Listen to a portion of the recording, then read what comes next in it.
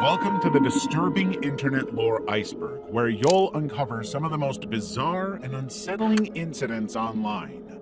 Some of them remain unsolved, while others are so shocking they seem almost fictional. Let's dive onto the tip of the iceberg and begin our exploration. Level 1. Dead Internet Theory. In 2021, a post titled Dead Internet Theory, Most of the Internet is Fake, appeared on the online forum Agora Road's Macintosh Cafe. The post was written by a California man who went by Illuminati Pirate on the online forum and had a shocking claim: humans were not in control of the internet anymore. According to Illuminati Pirate, the internet and all online human activity on the internet have been successfully replaced by artificial intelligence. Large portions of online content, like posts and articles, were generated by artificial intelligence, while bots replaced internet traffic and users.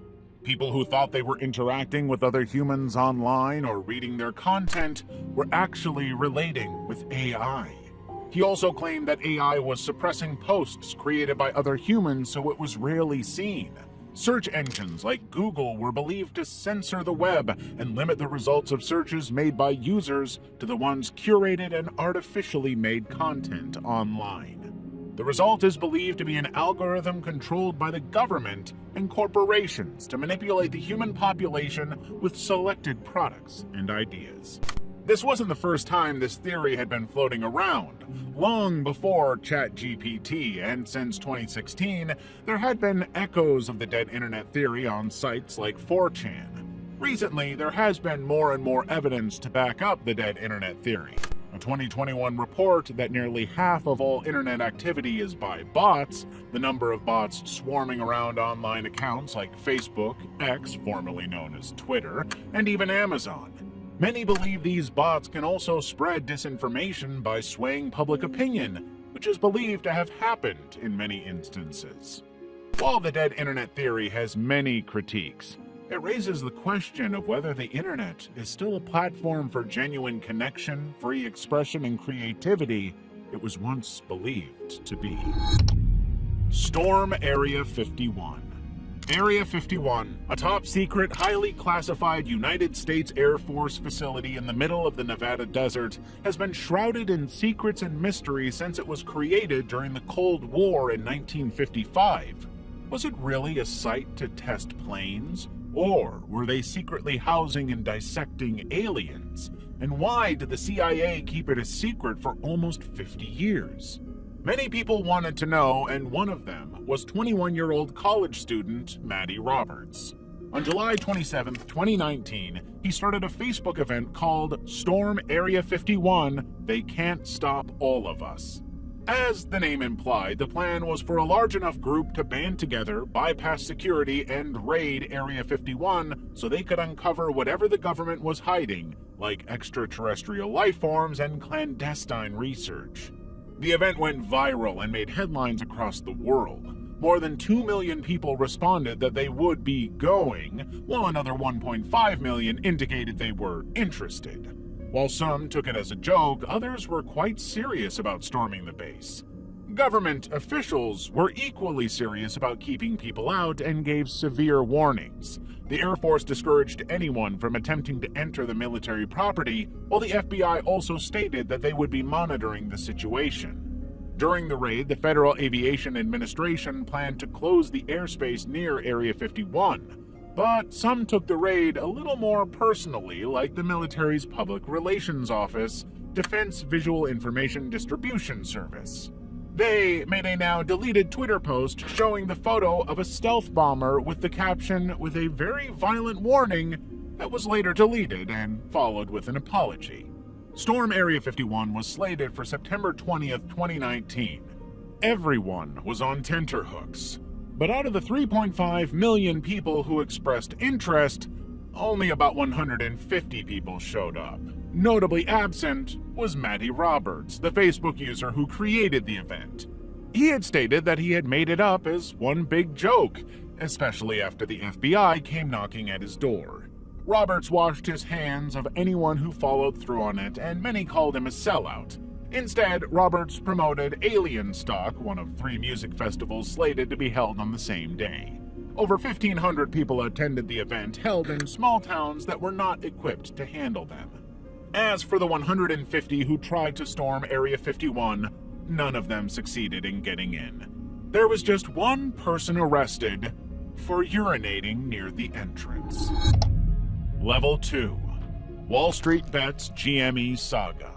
You know how some things just fade away over time? Think dinosaurs and dodos. Well, physical stores, gadgets, and appliances go through the same thing and become outdated with time. Take Blockbuster, for example. It was all about renting movies until Netflix came along. And thanks to iTunes on iPhones, iPods completely disappeared. In 2021, GameStop, or GME as it's known in the stock world, found itself in this challenging position. During the heydays of Nintendo and Sega, GameStop was the one-stop shop for all things video games and consoles. But as digital downloads and Amazon started to provide more convenient alternatives, GameStop was losing customers, closing stores, and seemed to be on the brink of bankruptcy. Either that or the price of their shares would drop to attract more investors. Some big investors, like hedge fund manager Melvin Capital, were so sure that GameStop was on its way out that they bet heavily against the company and made a strategic move called short selling.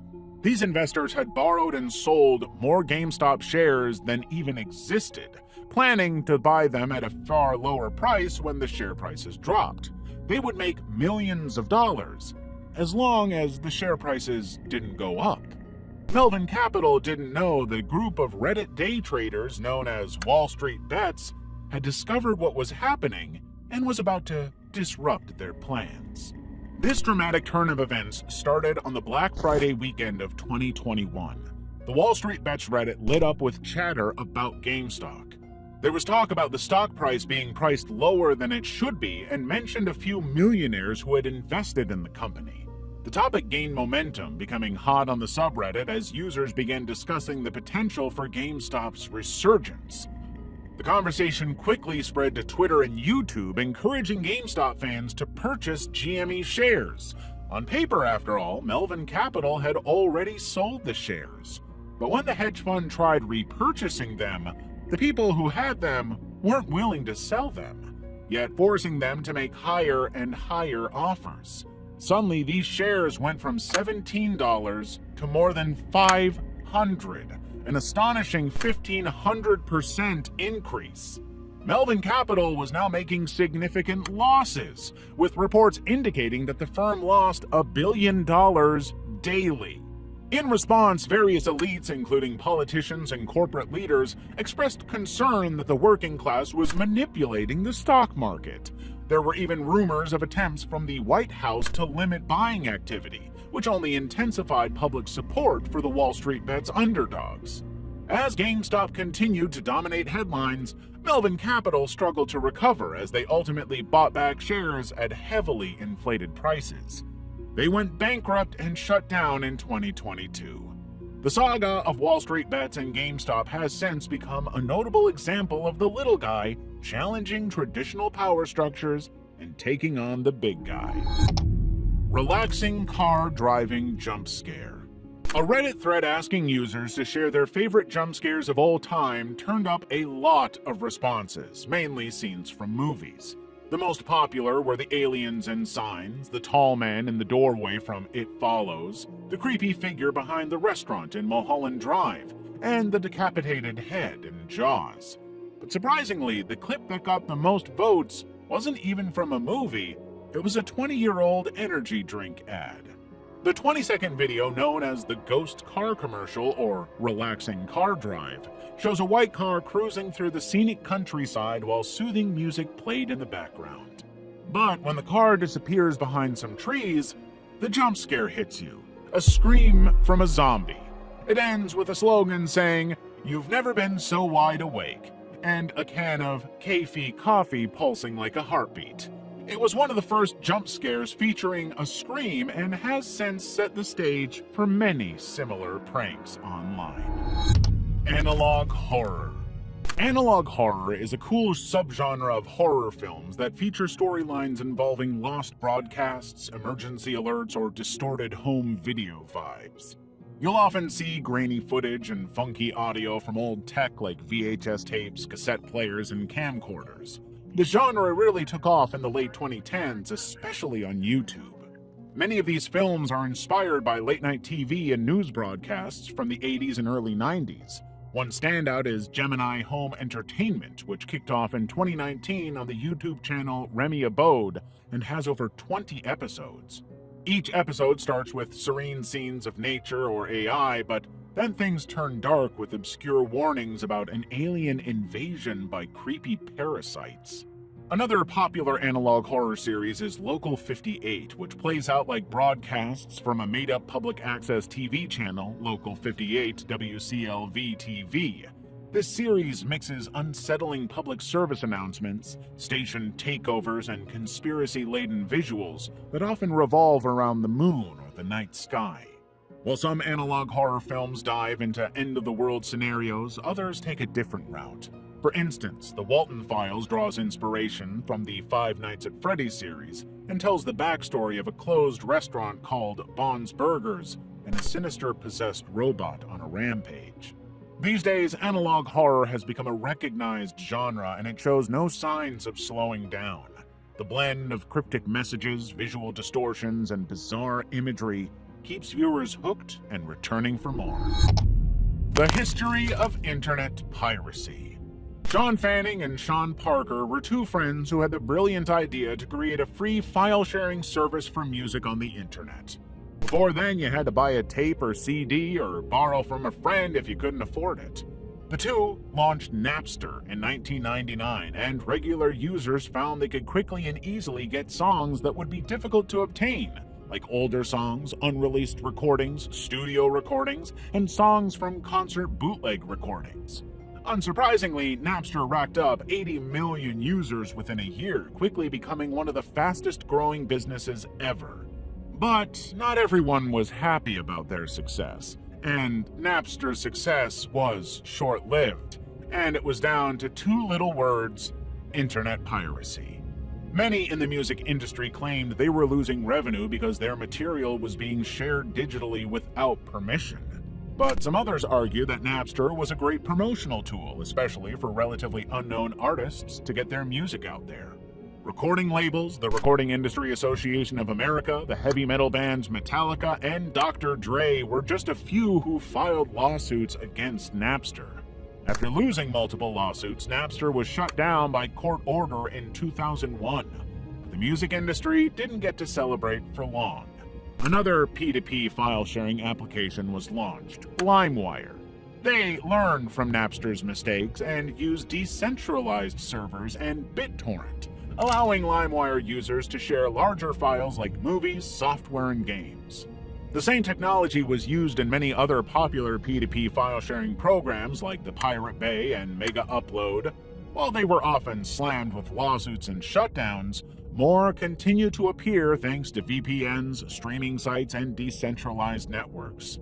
Today, internet piracy is still a hotly debated topic on the internet. Mariana's Web. It's common knowledge that the internet is split into two parts: the easily accessible web pages and the dark web, which is linked to stories about red rooms and hitmen. However, there are rumors of a third layer of the internet, even deeper than the dark web: Mariana's Web. Named after the deepest trench in the ocean, the Mariana Trench, Mariana's Web is as unexplored and unknown as its namesake. Interest in it only became popular after an infographic it appeared in went viral online. Since then, various conspiracy theories have emerged about Mariana's Web.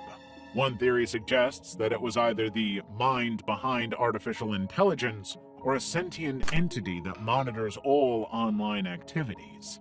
Another theory claims it houses highly classified databases and archives, along with secrets like the location of the Holy Grail, the Vatican's archives, and even details about what was lost in the Library of Alexandria. But accessing Mariana's Web to confirm any of this is no easy feat. Anyone who wants to explore it would need quantum computers to navigate its complex algorithms. However, this technology currently doesn't exist. So, how did the unknown, inaccessible Mariana's Web come to be? Some believe it's all an urban legend. Since the internet was only used by academic and government institutions in its early days, many believed classified reports and secrets were being shared online. Imagine their surprise when the internet became mainstream and they couldn't find anything. They concluded that it had been hidden away in the dark web. But when tools like the Onion Router were popularized and they still didn't find these secrets there, whispers of an even deeper level called Mariana's Web began to circulate. On the other hand, others believe Mariana's Web is quite real. To this day, they keep an eye on any technological advancements that could help them access this mysterious layer and uncover its secrets. Level 3. The Failure of Reddit Island. We all know Reddit, that online forum for sharing content and discussing virtually any topic imaginable, from adults obsessed with My Little Pony to the latest scientific discoveries. But it's not just all talk there. Redditors have come together to do many things. They've bankrupted billion-dollar corporations and even solved 20-year-old mysteries. Clearly, Redditors love doing things together, and it wasn't long before talks about how great it would be to buy an island, or a couple of them, declared an independent nation, and move there. An island just for Redditors. In 2010, a user named Matude started a subreddit called Reddit Island to explore those plans for Reddit Island. But it was abandoned in 2016 and closed. 5 years passed, then another user, Mr. No Name Is Here, rolled up on the scene. On April 30th, 2021, he posted a meme in the meme subreddit that read, "If Redditors wanted to, they would join together and buy an island for a meme," with the caption, "I bet you won't do it." Mr. No Name Is Here didn't stop there. He appeared on the subreddit Ask Reddit and posted a question asking why a group of Redditors hadn't bought any of the islands on sale. On May 1st, he was back on the meme subreddit with another meme with the caption, "Meme." The meme showed an island with the text, "Redditors buy multiple islands and proclaim themselves as an independent nation known as Memeland." He went on to create a subreddit called Reddit Island with some other Redditors. In 3 days, it had 25,000 members. What started as a meme soon entered the planning stage. Over the next couple of days, members of the group posted links to islands for sale, some even posted mock-up flags for the islands, and launched a website.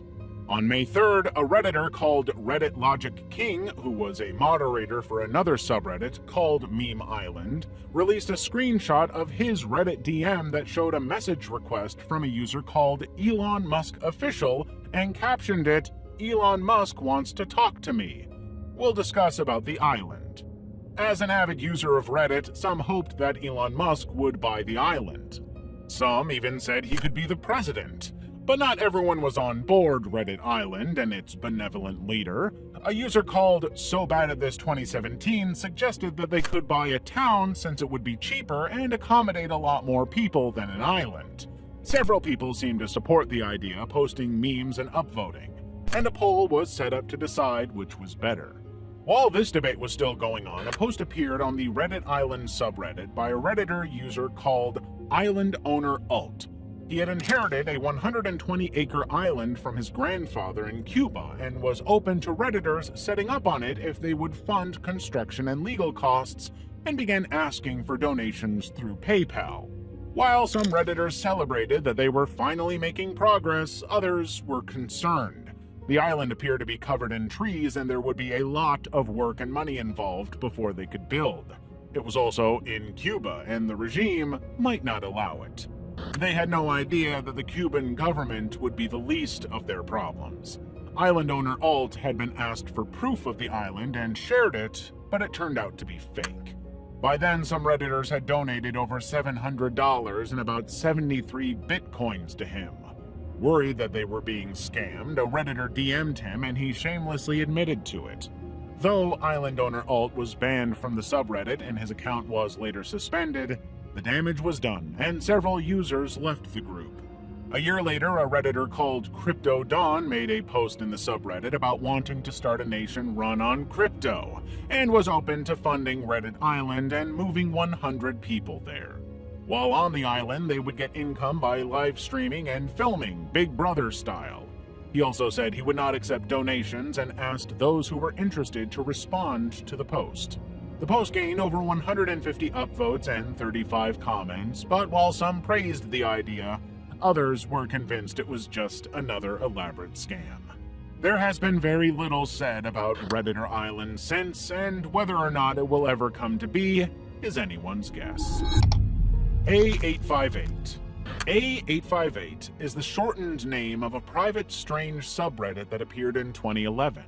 Multiple times a day, a Reddit user with the same name, A858, would post strings of seemingly random letters and numbers. This went on for a year without anyone noticing, but then more and more people started to come across this bizarre subreddit and ask questions about it. The consensus was that it was either a bunch of gibberish or a code. Those who believed it was a code floated ideas that it should be decrypted, and a group of computer science students, amateur cryptographers, and enthusiasts came together to decipher A858. A subreddit, Solving A858, was formed to encourage more participation. But more hands on deck did little to solve the entire cryptic puzzle, and to this day very few have been decoded, and even those answers bring more questions than answers. One was an ASCII image of Stonehenge, another was an excerpt from the 1859 book Action and Passions by Max Lerner. Then there was "Thank You Gold" in response to a Reddit user who had bought A858 a month of Reddit Gold. Soon, the mysterious subreddit made the news. Then, on March 29, 2016, a Reddit user called Team WMod posted that the A858 project had ended on the Solved 858 subreddit and advised everyone to unsubscribe. Online sleuths discovered that the person who started A858 had been paid to do so, but now the company funding it had pulled out. Shortly after, A858 was locked and went private. Like the famous Cicada 3310 riddle, the most popular theory is that A858 was a government program used to find and recruit the best decoders in the area. Others think it was an alternate reality game. However, no one knows why A858 was created. I'm Sorry, John. I'm Sorry, John is a subreddit based on the 1970s comic Garfield. If you grew up in the 90s, you most likely know Garfield, the fat, orange, grouchy cat that loves lasagna and hates Mondays, as well as his cantankerous relationship with his long-suffering, clumsy owner, John Arbuckle. Like many popular cartoons and comics, fans made edits to the comic, but there was something twisted and unsettling about them. It started in 2019. Fans shared their edited comics on Instagram and on a subreddit called I'm Sorry, John. But in them, Garfield wasn't the familiar, lighthearted character many had come to know and love. The themes were dark, with hints of existential dread and surrealism. In each one, Garfield would express remorse to John in a tone suggesting that something sinister had happened. In many, Garfield was the bad guy and John was his victim. In others, Garfield was a god and John worshipped him. It was nothing like the original Garfield and had none of its humor or lightheartedness, yet the unsettling art resonated with many fans. Something about the irony and creativity involved in turning a beloved character into something that made many uncomfortable appealed to them. Before long, a community of artists and creators emerged, creating even more elaborate and original works inspired by the I'm Sorry, John concept. The comics went viral on social media, particularly on platforms like Reddit, Instagram, and Tumblr, quickly establishing I'm Sorry, John as a popular subgenre of Garfield fan art. The most mysterious song on the internet. For years, a song commonly referred to as the most mysterious song on the internet has been on the internet. It was a song about the Cold War and the many lives lost in the battle, but no one knew who sang it or how it got online. However, one Gabriel Vieira was determined to find out. In 2019, he uploaded the song to his YouTube channel and Reddit. He also created a subreddit called The Mysterious Song, which quickly garnered more than 50,000 members, but their investigation went nowhere for a long time. Then, a woman called Lydia sent a message and revealed that her brother, Darius, had recorded the song in 1984 in Wilhelmshaven, Germany. It was a time when there was no Spotify or YouTube. If you liked a song, you waited till it played on the radio and recorded it on a tape. The day Darius recorded the song, he was tuned to a radio show called Musik für junge Leute, German for Music for Young People, on the radio station NDR1, when he heard a song play and recorded it on his cassette. He never heard the song play again, but he kept the tape. Years later, in 2007, Darius' sister Lydia digitized the song and uploaded it to the internet.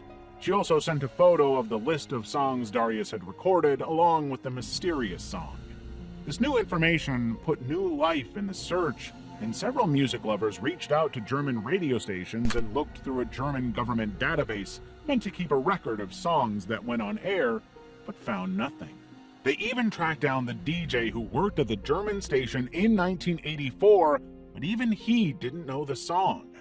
Then, in 2024, a Reddit user named Margin1412 posted that they had finally found the mysterious song. After looking through an 80s German newspaper archive, they found a song about a band called FEX winning an annual talent show called Hörfest. When they reached out to the band for their old recordings, Margin1412 found a song that sounded eerily similar to the mysterious song called Subways of Your Mind. This brought an end to the 17-year search. While the band has since gone their separate ways, they are planning a reunion to re-record the track. Earth's Most Wanted Hacker.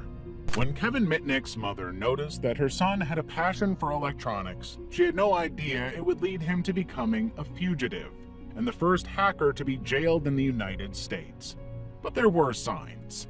At 12, Mitnick outsmarted Los Angeles public transportation systems by using unused transfer slips to ride buses for free. Another time, he got an unrestricted FCC license to eavesdrop on local police calls with his ham radio. But Mitnick's first real brush with the law came when he was 16 after he hacked a computer in the University of Southern California. He used a fake identity to gain access to a system developed by Digital Equipment Corporation, DEC, and copied the software. Some years later, while he was in university, Mitnick breached the computers of one of the most secure locations, the Pentagon. The Pentagon tracked him down and Mitnick was arrested on campus. He was sentenced to a 6-month stint in a young adult detention center for hacking the Pentagon and a year in prison for hacking DEC. After Mitnick got out of prison, he was on a supervised release program for 3 years. In 1992, the last year of his supervised release, Mitnick hacked into Pacific Bell's voicemail computers to listen to the voicemails of the law enforcement personnel he believed were monitoring him. This was the last straw. A warrant was put out for his arrest, but Mitnick skipped town. For the next 2.5 years, he lived as a fugitive, changing identities and cloning cell phones. During this time, he continued to hack networks and steal information, becoming the world's most wanted hacker.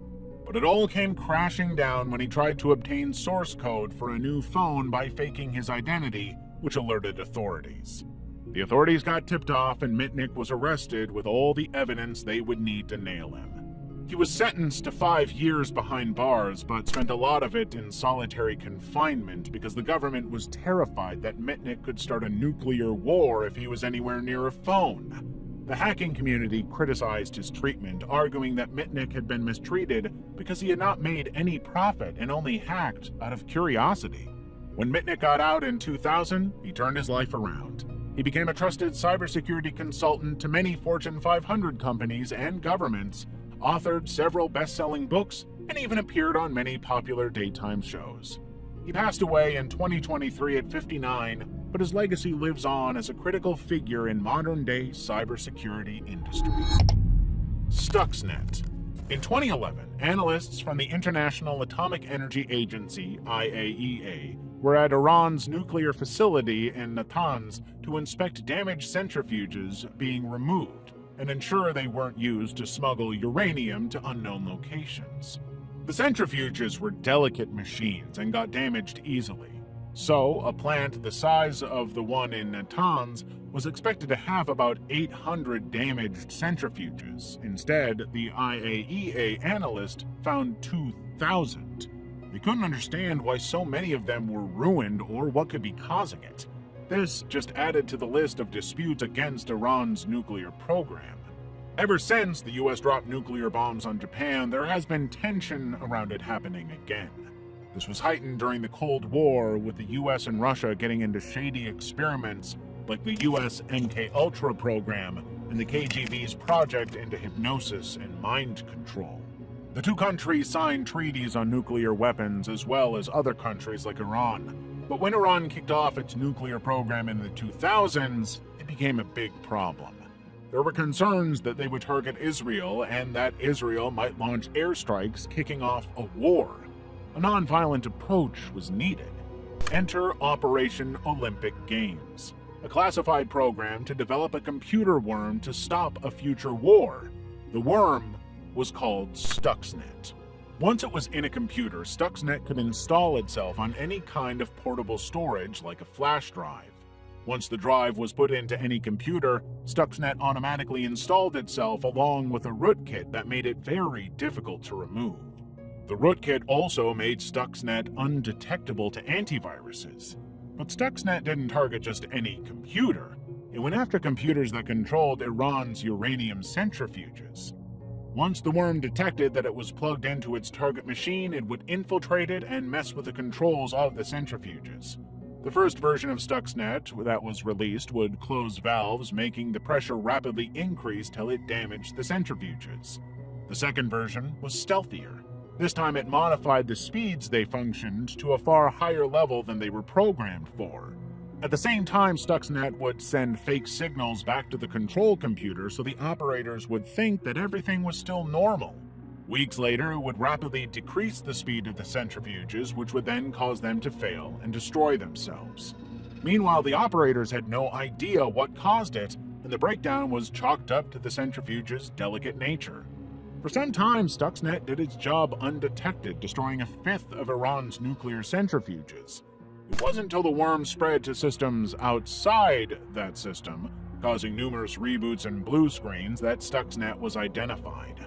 By then, Iran's nuclear program had been set back by 2 years.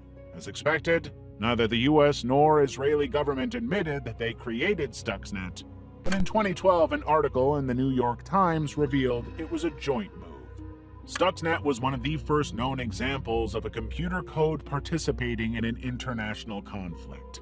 Since then, these types of cyber attacks have become accepted as another weapon of war. Level 4. The Lost FBI Tape. In July 2021, a bizarre 8-minute video appeared on YouTube called Dr. Rip VHS. It had no sound and seemed to have been recorded over an 80s TV show called Camera in Furgante. After some seconds, the words "Good Boy" appear, followed by a newspaper clipping on a VHS tape. The clipping was titled "Man Charged with Spraying Irritant in Disneyland," almost like he was praising the assailant. The video cuts to a series of dated pictures with the words "Dead Guest" underneath. Some minutes, the screen goes black and the words "nerve gas" appear, to be followed by the even more sinister words "made easy." What comes next appears to show an individual making something with some chemicals. Then he looms over a homemade clock and calendar indicating 9 o'clock on April 14th, 1995. Then he shows some more chemicals and gingerly handles some things wrapped in foil in a freezer. The video cuts to a clip where he is standing on the roadside before returning to the TV show and fading to blue. The owner of the YouTube channel, Dr. Rip VHS, had found the tape at a Goodwill store in Oregon. His channel was filled with other VHS tapes he had found, but none were as bizarre and confusing as this one. Then, YouTuber Barely Sociable cracked the case, or the tape. The name on the tape, Jerry Hill 199M, New York 252-958, followed the FBI's record system format. Somehow, Dr. Rip had stumbled on an FBI tape. Barely Sociable also worked out that the name Jerry Hill was linked to an FBI agent situated in Portland. So, what did this bizarre tape have to do with the FBI? Well, it all goes back to this newspaper clipping. A day before the one shown, a newspaper clipping showed Disneyland might have received a similar video. The cryptic words at the beginning of the video and the newspaper clipping also suggested that there might be a group deliberately attacking people with nerve gas. It turned out to be a hoax, but before then, the FBI was convinced that members of the infamous Japanese cult called Aum Shinrikyo were making their move. The cult was founded by Jitsuo Matsumoto, also known as Shoko Asahara, in 1986. It started as an eclectic mix of Buddhist, Hindu, and Christian beliefs. Matsumoto described himself as both Christ and the first enlightened one since Buddha. As time went on, the group evolved into a paranoid doomsday cult convinced the world was about to end in a global war and that only they would survive.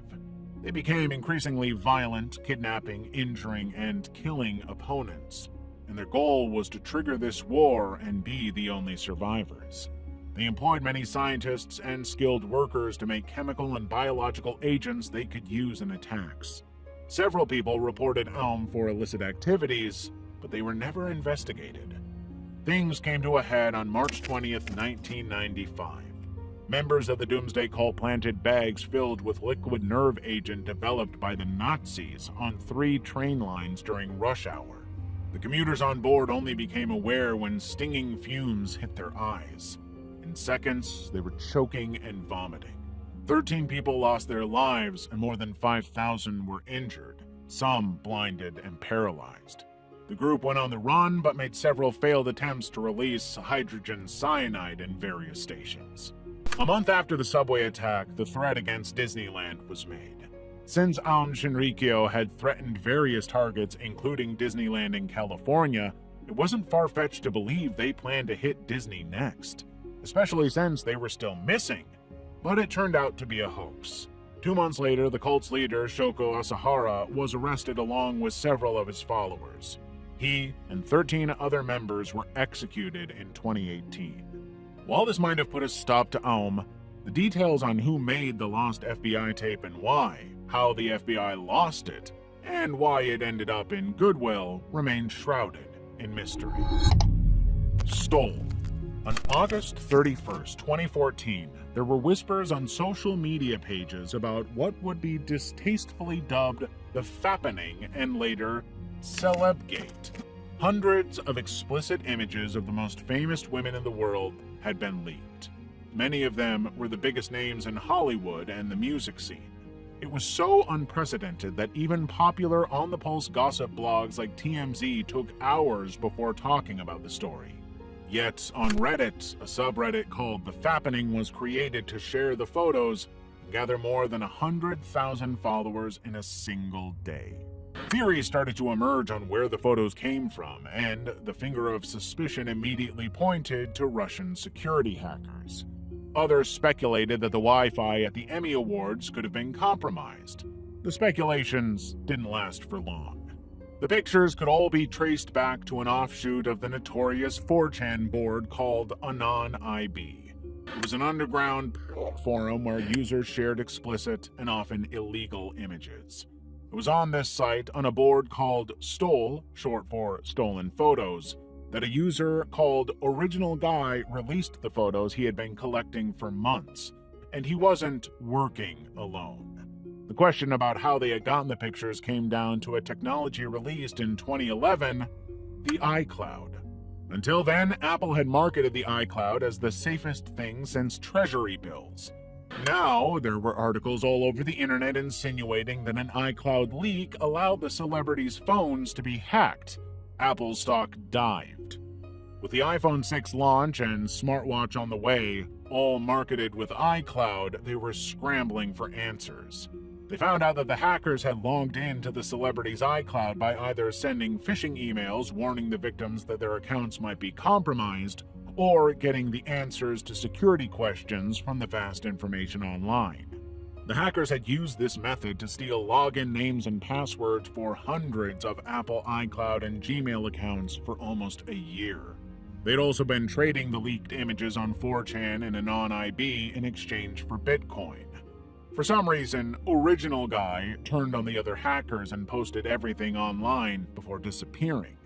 Immediately after, Anon-IB was taken down for 2 weeks. When it came back online, the operator had deleted every post in the Stole forum, including the stolen photographs and ads for iCloud hackers, bringing an end to the hacking ring who were already on the run.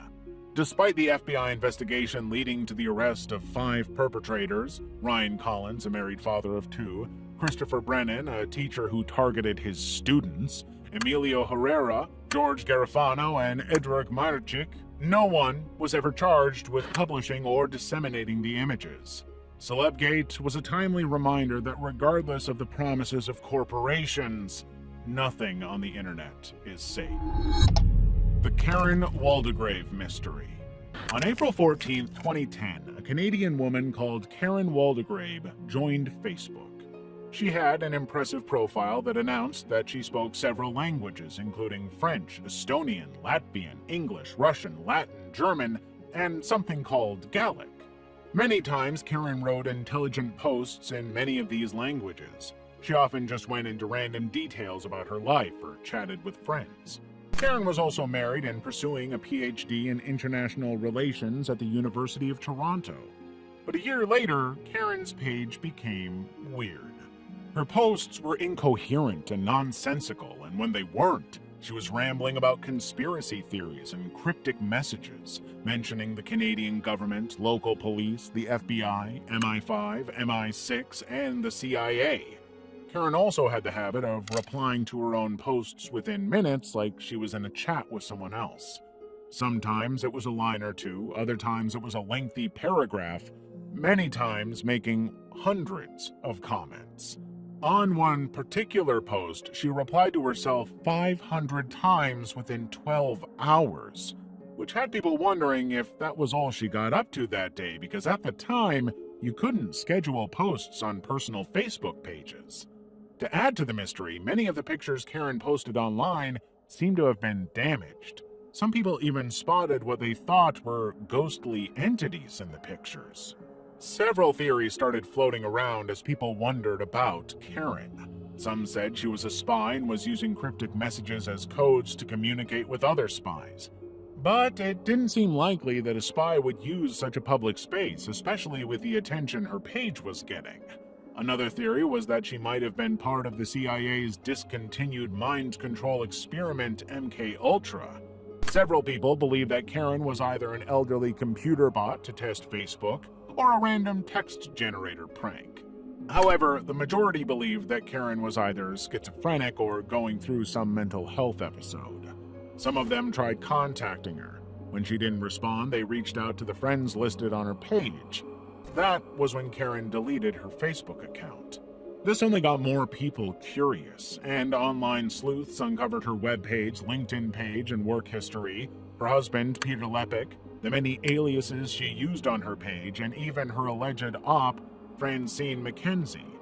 But as for Karen, there was no sign of her. She had disappeared.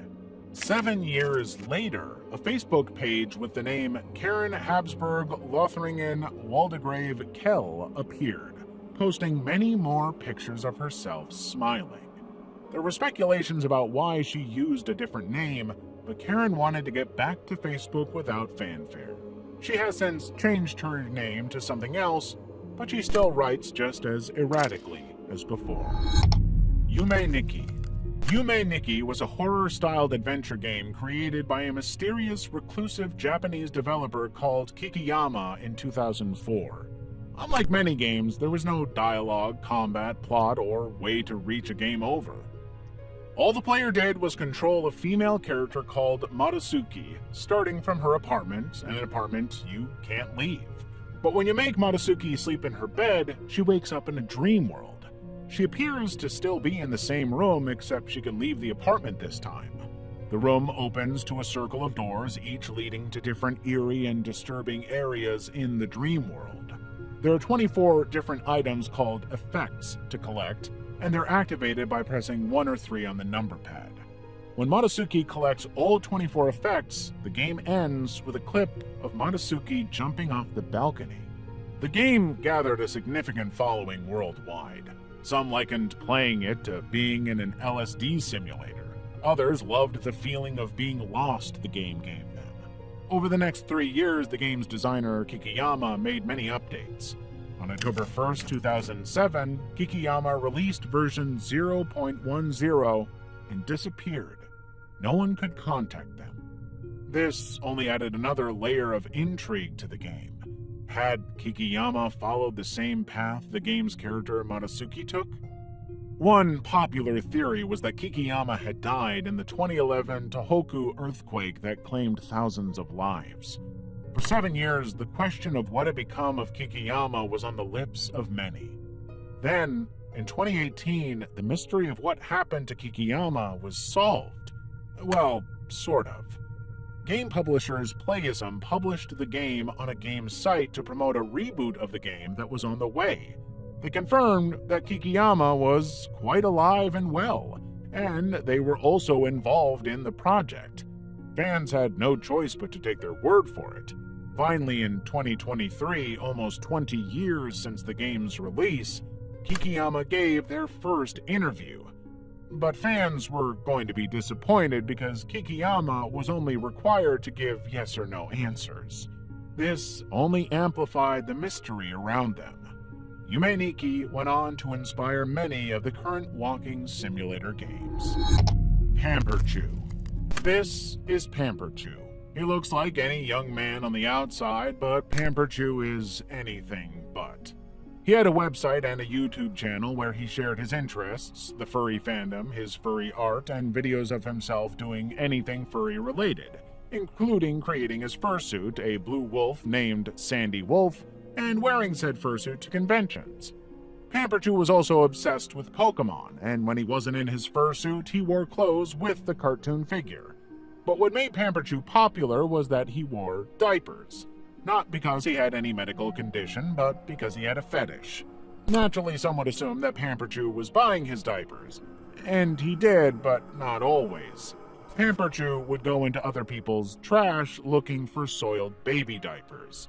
Pamperchew tinkered with technology and allegedly developed a capacitor using the soiled diapers. But he didn't stop there. Pamperchew would microwave the used diapers to make them nice and squishy before he slipped them on. When viewers pointed out that it was a fire hazard and he could also fall sick, Pamperchew called them idiots and insisted it was safe and that he had never been sick. This might explain why he ate a lot of expired food. Pamperchew believed that anything canned or bottled had no expiry date. He would make videos of himself eating food that went bad decades ago, calling them vintage. So no one was too surprised when Pamperchew put up a video saying he had been diagnosed with an AIDS-induced cancer called Hodgkin's lymphoma. Surprisingly, Pamperchew has many fans among people with baby furs and adult baby kinks. He also has a website selling diapers from $6 to $60. Apart from that, Pamperchew has his very own daddy, an older Asian man, who appeared in some of Pamperchew's videos. Several viewers were convinced that Pamperchew was suffering from a mental disorder, but he always said he wasn't. There were rumors that he died from cancer, but there is no proof that that's the case. Even though Pamperchew's channel was removed from YouTube, he's remained heavily criticized even among adult babies and diaper lovers, who felt he was giving them a bad rap. Despair Code. The Despair Code first appeared in Level 5 of a conspiracy theory iceberg posted on 4chan's X board. It is a potent psychological manipulation tool created by secret organizations and encrypted in their archives. This code is believed to induce hopelessness and despair in anyone who comes into contact with it or even tries to decipher it. It is built on the concept that the brain has been proven to be susceptible to subliminal messages and suggestions. The idea that someone can weaponize such a tool wasn't far off. The Despair Code can convince its victims that everything they imagine and experience is real. from the littlest things like hearing voices to suspecting someone is tailing them, making them paranoid and psychotic. The despair code can also work like a mind control device, and once a victim hears a particular sound, they are compelled to fall into despair or make deadly choices. So, where is this deadly code? Rumor has it that it was well hidden in the elusive dark web, and some have claimed to have found the despair code in cryptic texts and images. However, some believe it is leaked as hidden messages in songs and movies to influence people's mental states and make them feel despair and long for death. Yet there are still arguments about whether the despair code is real, a psychological argument, or just another cryptic meme someone made up. Level 5. 8chan or 8kun. By 2013, the notorious image board 4chan was experiencing increased moderation and restrictions on its controversial content. Several discussions were going on about online censorship and moderation, and those who frowned against what they called loss of free speech on the internet were looking for a new platform with fewer rules governing what could be posted. In came Frederick Brennan, who went on to create 8chan. It was an anonymous site promoted as a free speech site where users could express themselves freely without any constraints imposed on users of 4chan and other forums. Users could also anonymously create boards on any topic they wanted. 8chan had followed 4chan's steps and became an online community known for explicit, illegal, right-wing extremism, online harassment, and conversations around mass violence. It became plagued by even more controversy in 2019 when mass shooters began posting their manifestos on the site before pulling the trigger. In many cases, 8chan users would praise and spur them on when they saw their posts. As far as they were concerned, everyone was free to express themselves on the site. Even Brennan, who had created 8chan, didn't want 8chan running anymore. He has since turned the site over to U.S. Army veteran Jim Watkins. Pressure was on Cloudflare, the American firm that hosted the site, to do something. At first, they defended 8chan's free speech stance, but they invariably caved, and 8chan became inaccessible through its regular domain. 2 months later, 8chan announced a rebrand and name change to salvage the site's reputation. But it became clear a name change did little to influence 8kun users. In 2021, Jim Watkins was summoned before Congress to testify because the site was one of the primary platforms used by far-right rioters and followers of QAnon to plan the January 6, 2021 storming of the U.S. state's Capitol. Despite that, 8kun is still operating. Dream Market. Dream Market was an online market that was founded in 2013, but unlike good old eBay and Amazon, Dream Market operated in the darknet and could only be accessed using the Tor network. Buyers could shop anonymously for just about anything: cryptocurrency, counterfeit consumer goods, even drugs. It was one of many darknet markets operating online alongside Alphabet and Hansa. But in 2017, several law enforcement agencies, including the FBI, DEA, and Europol, teamed up to form Operation Bayonet and bring them down. Some administrators for Alphabet, Hansa, and Dream Market were all found and arrested. The sites were also shut down that same year, all except one, Dream Market. There were whispers around that law enforcement officials were impersonating the site's administrators, but that didn't stop vendors and buyers from Alphabet and Hansa from registering on Dream Market after Operation Bayonet. Dream Market quickly became the most active marketplace on the darknet. 2 years later, on March 24, 2019, users of the site woke up to a notification on the Dream Market site announcing to users that it would shut down in a month and move to a new server followed by an onion link. This was the first time anything like this had happened on a dark market site. They usually shut down unannounced, giving users enough time to withdraw their coins. This only added to the rumors that the site had been compromised by law enforcement to gather intel on users, especially since that was what they had done with the Hansa marketplace. After Alphabet was shut down, users had moved over to Hansa in huge numbers, and law enforcement had let it happen. They gathered evidence from 27,000 transactions made in 2 weeks before shutting down Hansa. This would lead to around 10,000 arrests. But some believe that all this time Dream Market was being run by a shadow admin that law enforcement never caught. The site had been taken down many times. It's easy to believe this elusive figure was tired of playing cat and mouse with the police and decided to bow out before it was too late. But the truth behind how Dream Market shut down remains one of the secrets of the dark web. Subculture.com. For 20 years, the mysterious website Subculture.com either puzzled visitors or gave them nightmares. It was a dated, cryptic website filled with bizarre, creepy images or GIFs, many of them based on explicit material like terror, gore, torture, and wars. The kind of images that were popular with underground subcultures that had harmful interests. Visitors to the site also had to deal with numerous random pop-ups and images glitching across their screens, almost like your system was on its last leg. Sometimes they got to be so much the only way to close the site was with the task manager. For a long time, no one knew who had created the site or why. There wasn't even a record of the domain name being bought. The popular belief was that the site was created to infect computers with viruses, but others were convinced the site was created to normalize dangerous behaviors within niche communities. It wasn't until 2017 that the YouTube channel Scare Theater revealed that they had found the site's creator, Antonio Mendoza, and cracked the case. Antonio's reason for making the site wasn't what anyone had thought. It was just artwork.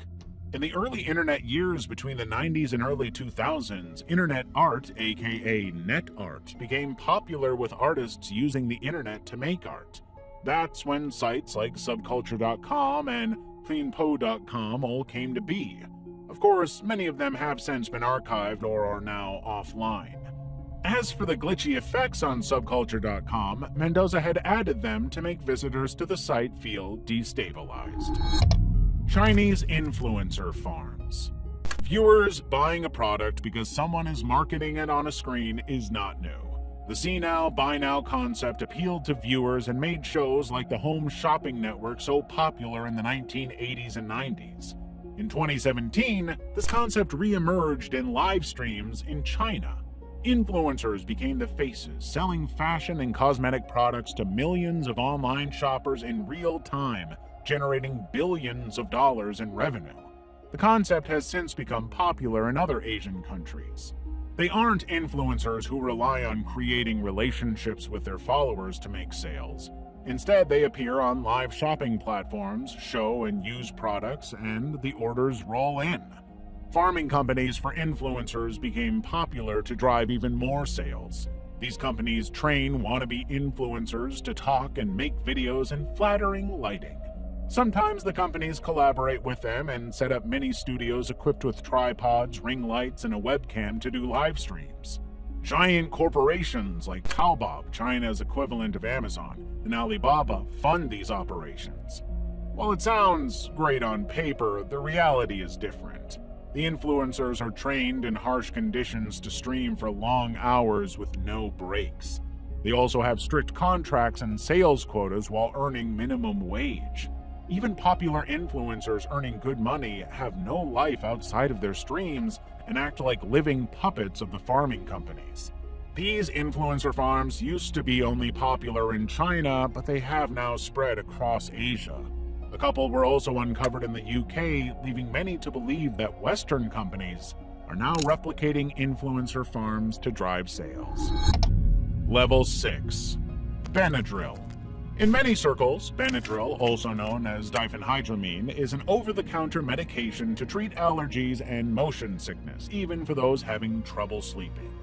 But in 2020, when word of the Benadryl challenge started to spread across TikTok, it had nothing to do with stopping aches and pains. The challenge was for participants to make videos of themselves downing large doses of Benadryl and the aftermath.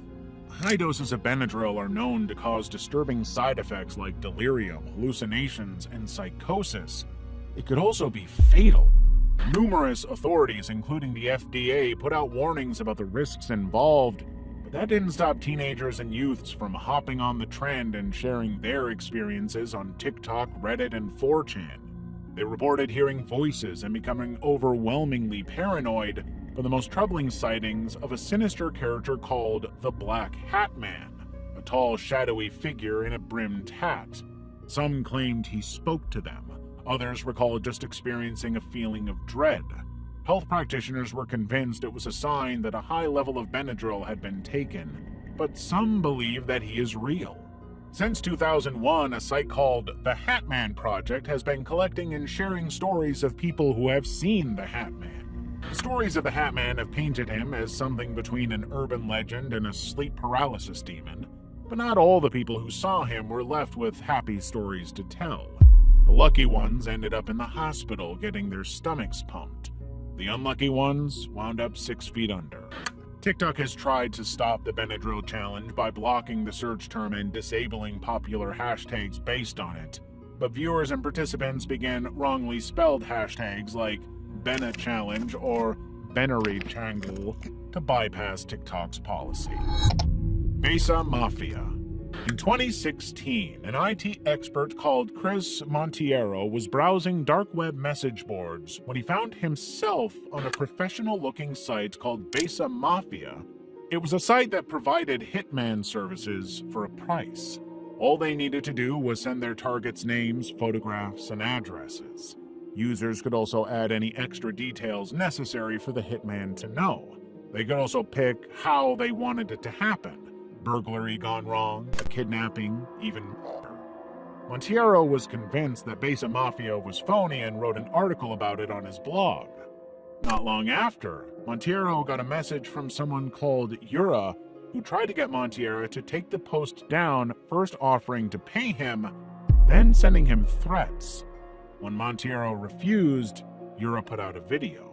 Not only did Monteiro refuse, but he was able to get into the back end of the site and found what Yura was trying to hide. A long list of names, photos, addresses, and proof that people had paid to have them killed. It was a race against the clock to warn every one of them. Some they got to in time, but for a few, it was too late. Amy Allwine's name was one of those on the kill list, but she was already dead when police tracked her down. Her husband, Stephen, a respected elder in the church, had called in her death as a suicide. It turns out Stephen had paid $12,000 in Bitcoin to Abyssal Mafia for his wife to be taken out. When the hitman didn't show up, he did it himself. Pretty soon, the FBI was tracking other people who would put out hits like American Christy Lynn Felkins. She parted with 12 Bitcoins to have her ex-husband taken out. The only reason her ex-husband wasn't dead as a doornail was because Abyssal Mafia was actually an elaborate scam set up by Yura. He lured people in to pay for hits that would never happen.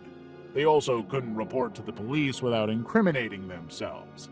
In the end, Yura made millions of dollars and disappeared.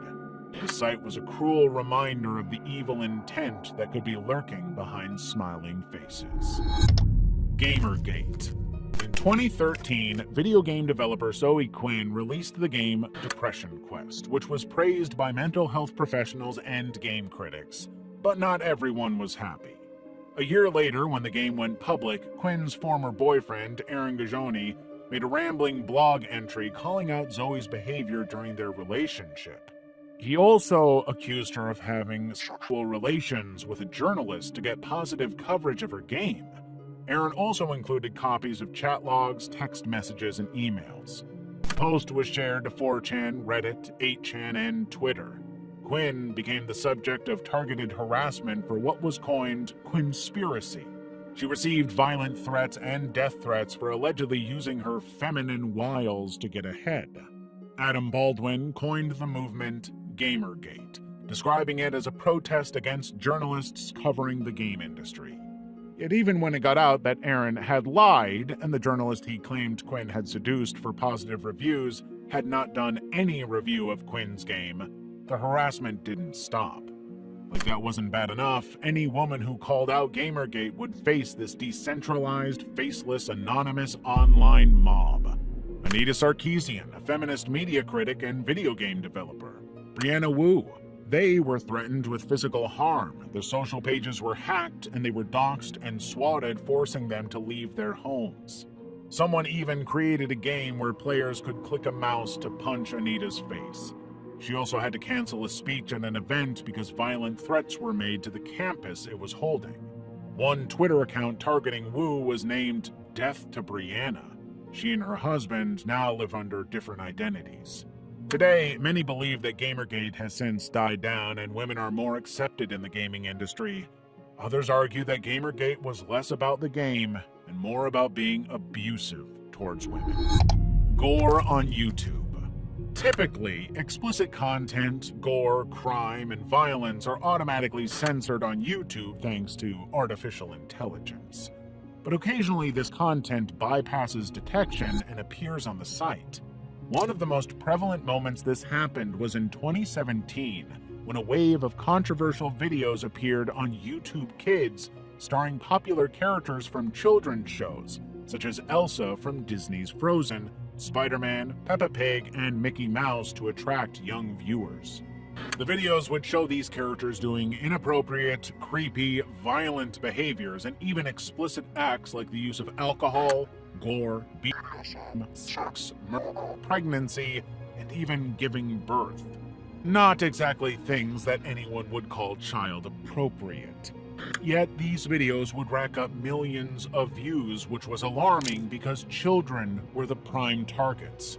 YouTube cracked down on the plague of inappropriate children's content. Hundreds of accounts were terminated and over 150,000 videos were removed. They now base characters on less popular cartoons like the Australian cartoon Bluey and animations of video games like Minecraft and Among Us. There's no telling if YouTube will ever completely wipe them out. Level 7. Slave Master Case. In the early 2000s, chain letters began circulating in many online communities and chat rooms warning women about a sinister character who used the screen name Slave Master. The letters revealed that he was an online predator who was using the internet to target and traffic women. It also provided descriptions of Slave Master and tips to stay safe online.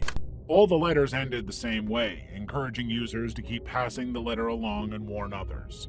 Many thought that the letters were an internet hoax and Slave Master was just another internet legend. What they didn't know was that Slave Master was real. He was a man called John Edward Robinson. The first 3 decades of his life were spent in and out of jail as he racked up charges of theft, fraud, and embezzlement. But Robinson didn't stay in white-collar crimes for long.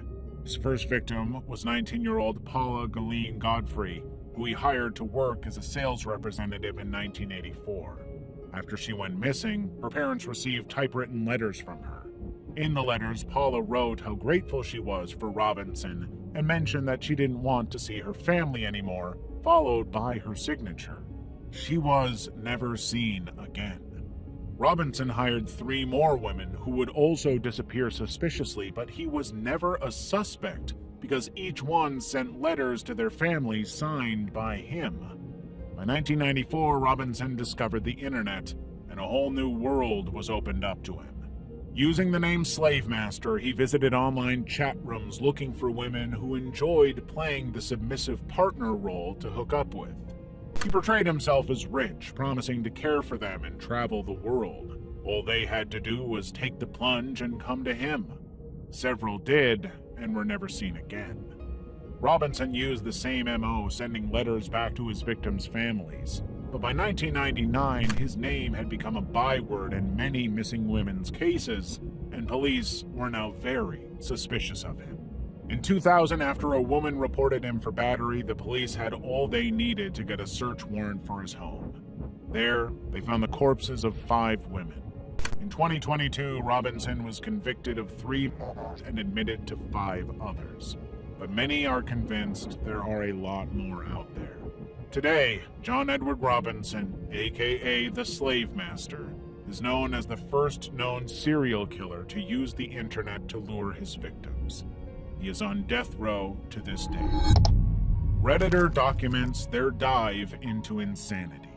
In August 2015, a user named Is There Life After Lyme appeared on Reddit and made her very first post titled, "Lyme disease has ruined my life and made me suicidal." Bites from deer ticks cause Lyme disease, and it can lead to neurological issues if left untreated. Her first post revealed that she had been suffering from the disease for many years before getting diagnosed. But 1 year into treatment, she wasn't getting any better.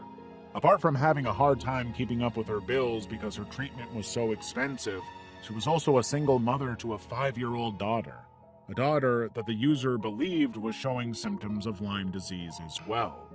Like that wasn't bad enough, she also felt that her doctor was not giving her the right drugs for her treatment. When Reddit users were alarmed that her doctor might be scamming her, they also felt that her symptoms weren't consistent with Lyme disease. That's when she admitted that she had tested negatively for the disease, but her doctor insisted that she tested negatively because what she suffered from was congenital Lyme disease. Anyone who disagreed was met with a lot of pushback. In her next post, she wrote about experiencing herpes reactions from her treatment, which is common in patients being treated for Lyme disease. These reactions made her hallucinate, hear voices, and even have psychotic episodes. She reported an incident in a grocery store where the voices were screaming at her to buy things and threatening to hurt her if she didn't. Another time, she was seeing people but wasn't sure if they were real. She ended the post by asking if Lyme disease could make a person bipolar or schizophrenic.